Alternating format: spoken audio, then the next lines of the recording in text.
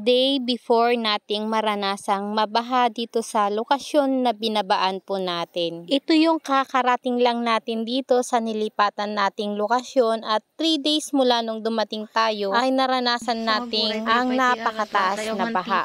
Impatadarmi nga pagturugan. Makita yung mo ti aramid mi nga kapaswal ti itik ni so nga di gito yung experience tayo, yung mga experience natin ganito ay ibinabahagi ko po sa inyo para ma-imagine na po ninyo yung mga mararanasan ninyo sa pag-aalaga ng itik kapag kayo po ay papasok sa ganitong negosyo. Paraan ng inyong pag-aalaga ay pagala farming. Ito yung pinapasol po sa bukid. Wala tayong bahay. Dito na tayo matutulog kakapsat. Ayan. Paslun po yung alaga natin. So, good morning everyone! Isang maulan at mapagpalang araw po sa ating lahat. Ang ating panahon ngayon ay makulimlim dulot ng bagyong Karina.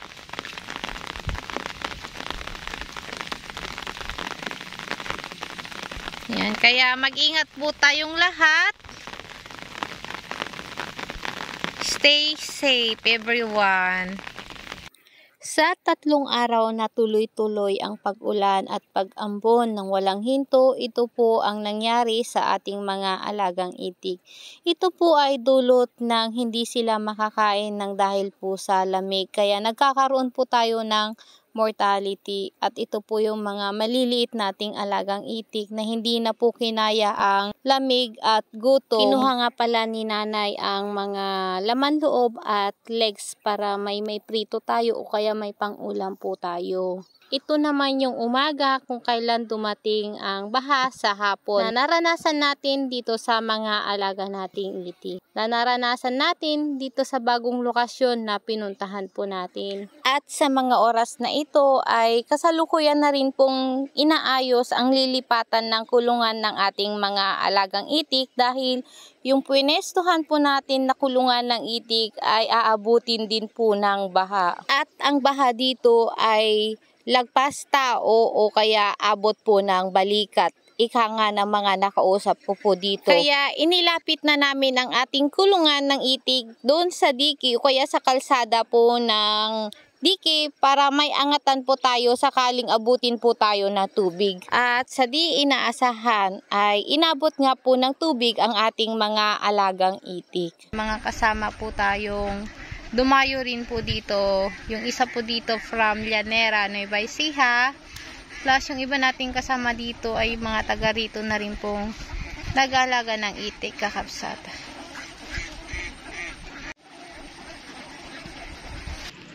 Sila yung mga kapwa nating nag-aalaga ng itik dito at dahil una pong inabot ng tubig ang kanilang pinapasulan ng itik ay maaga po sila nag-evacuate sa mas mataas na area. Makalipas ng mga ilang oras, bandang 6 PM ng gabi ay kasalukuyan na rin po tayong nag-a-adjust ng kulungan ng ating mga alagang itik dahil dito nakita na natin yung pag-angat ng tubig abot tuhod dun sa bukid na nilagyan po ng kulungan ng ating alaga. Kaya itinaas po natin ang kulungan ng ating mga alagang itik dun na mismo sa kalsada o sa kalsada po ng digi para hindi po maabot ng tubig sa pag-aakala po namin. At bandang alas 9 ng gabi ay unti-unti na po nating nakikita ang pag-angat ng tubig sa loob po ng diki na dati ay wala pong tubig. At dito ay naging mapagmatsyag na po tayo sa pag-angat kada oras para makita po natin at mamanmanan kung aabutin po tayo ng tubig. Siyempre, habang nagmamanman tayo ay nagiging alerto rin tayo sa pagtawag ng magre-rescue po sa mga alaga natin dahil once po na naburog o nabuwal po ang kulungan natin ay hindi na po natin kayang itaboy na hindi po tayo nakasakay sa bangka. Dahil ang tubig na nakikita na namin o natatanaw na po namin ay abot hanggang baywang na at napakalamig po ng tubig na parang nag-yelo. At bandang alas 4 ng madaling araw ay dumating na rin po yung tutulong sa atin para hakutin ang ating mga gamit dahil paapaw na rin ang tubig dito sa diki at magsasalubong na yung galing sa bukid. Uy, lawat ko pa di Chris. Ang mga anak makabangkat. Mga patigar-gar kayang titumong ya. Hala.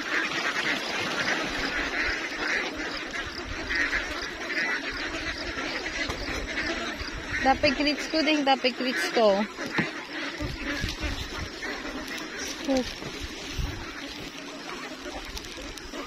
Taman, kayang bagatan.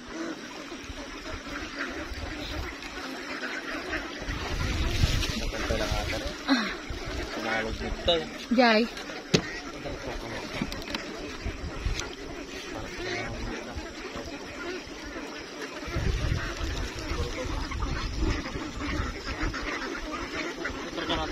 Sida.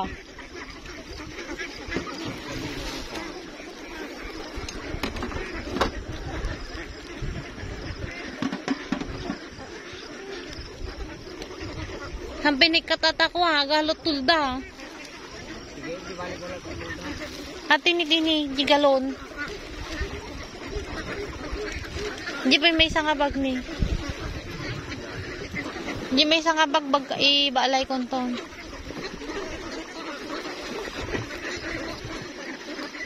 Dapat itigipagin naman dito.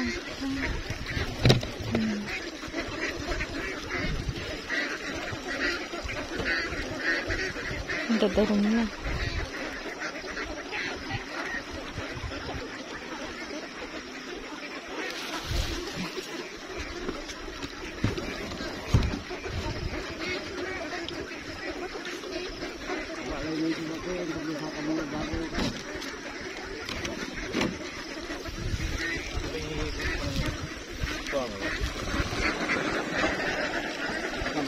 Nabasa tabag ni. Sumrot na naman. Balay ko ata ng kanyak. Ugali mo dito sa lugar. Ate mabalin kargata ating ganyan ni Alan. Ate balay ko. Ay.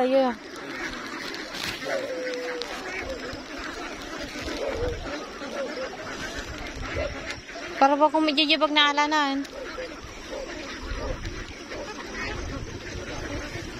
Talaga nga, danuman niya. Dapat nakuturanan niya. Naglayusan niya.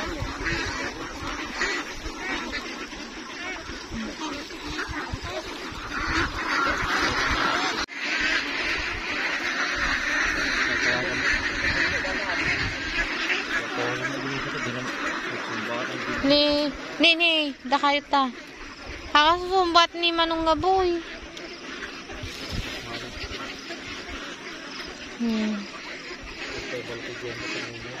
Dabalo to jay? Ada? Sumalagayam Yung malilap kailangan mo ito dito ha? Walang pagbala sa balay. Mga tayo nato.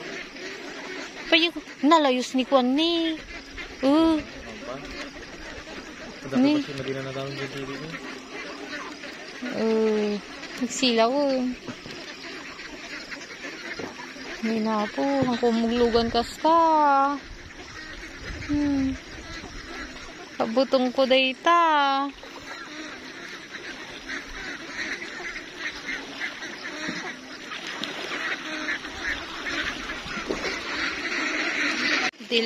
Dilapon, kakabsat, dilap. Awan tudo na, wala pong ulan, pero yung lahat po ng tubig bumaba po dito sa amin from Tarlac.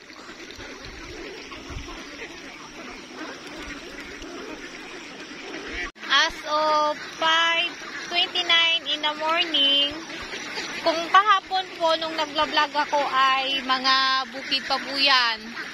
Ngayon po ay nako, kakabsat, dilapon. At itik tayon, data yun igiti ay mismo nga kalsada. Nandito na tayo sa mismong kalsada. Plus, ito na po yung irrigation. Plus, yung mga bukid na puno na po ng tubig.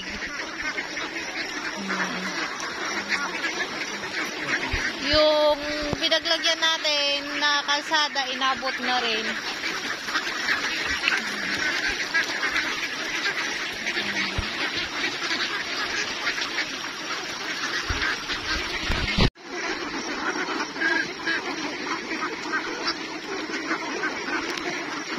Kapwa kagiitik, kabubutang ti dumayo bayang bang.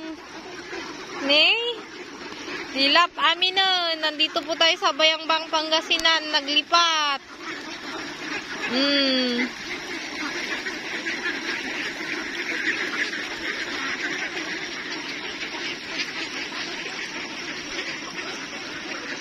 As of 5:30 ng umaga.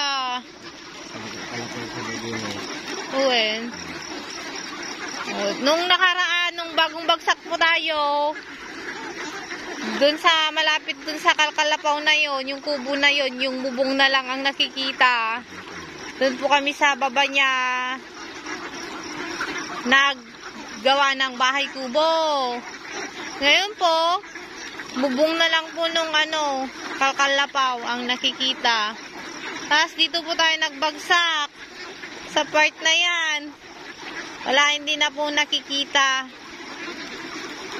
Tapos, as of ngayon ay patuloy pa rin pong umaangat yung tubig. Dito po kami naglagay ng tubo kagabi, pero lipat na rin po yung mga gamit dahil nag-overflow na po yung bike, tsaka yung galing dun sa bukid. So, lahat ng parting ito, lahat po dyan, maski sa kabila po doon, sa may mga damo-damo doon, ano na po yun, sa atin yun, yung itik na yun. Tubig na rin po yun. So, may mga nakawala po kaming itik. Ayun doon, oh. Malangoy plus yung nandito. Yan.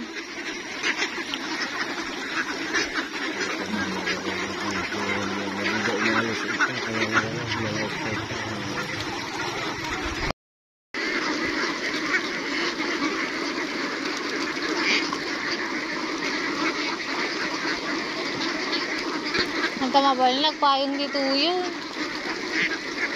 Pagsangit na.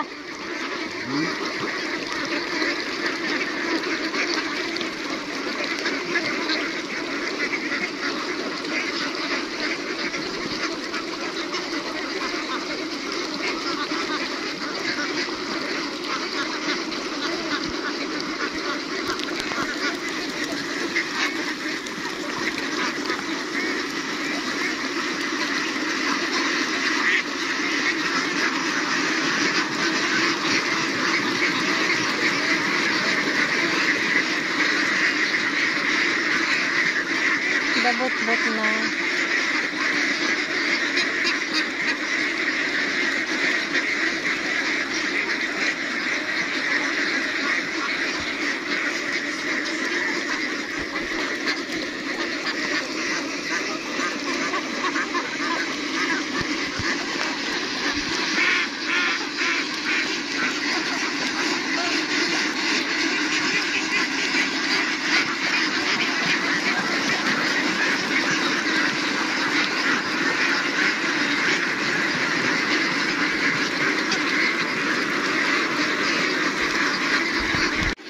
Dati rescue ko, dato'y tibangkan. Balo to. Mabalik may bati ata? Aldaw na eh. Hindi na magana. Hindi pala pa nagana dito. Saan nga? Yung tagarudan. Mabaling ka mo, tibati.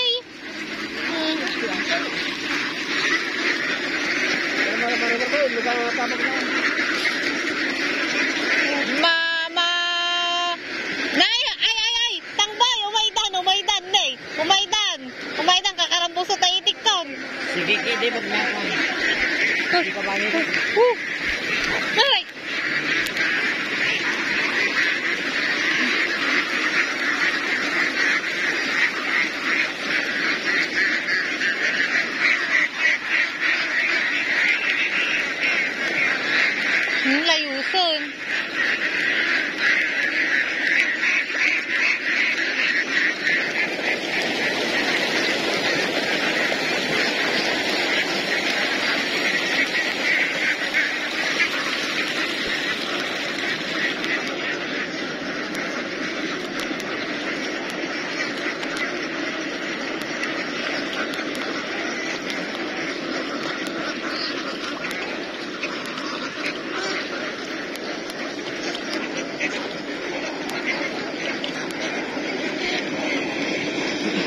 Diba?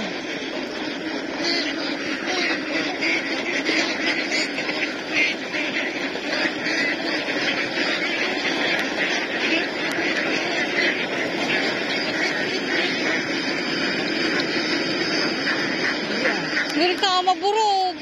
Saan?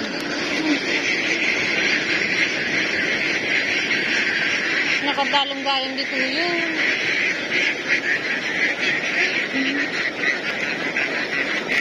Akit-akit nan.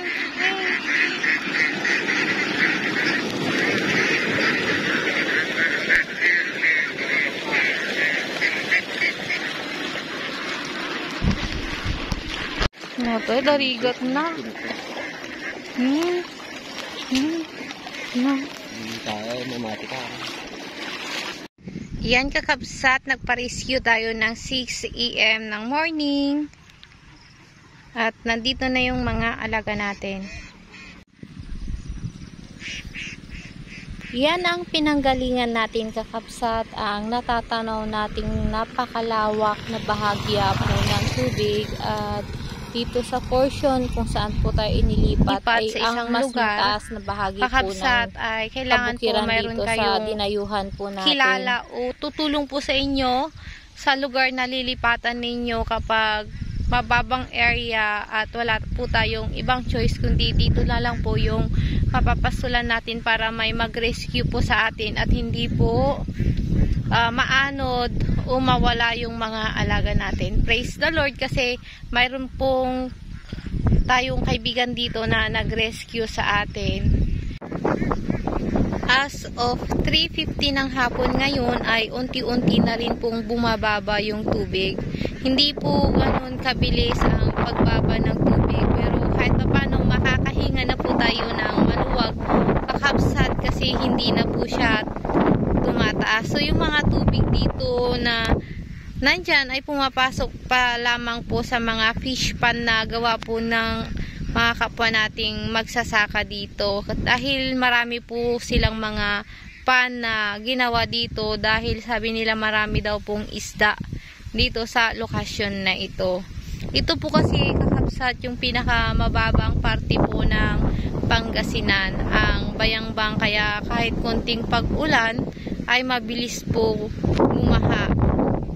Dahil yung mga tubig po na nanggagaling po ng San Manuel Dam, correct me if I am wrong, dito po sa bandang Paniki, dito po ang bagsak nila.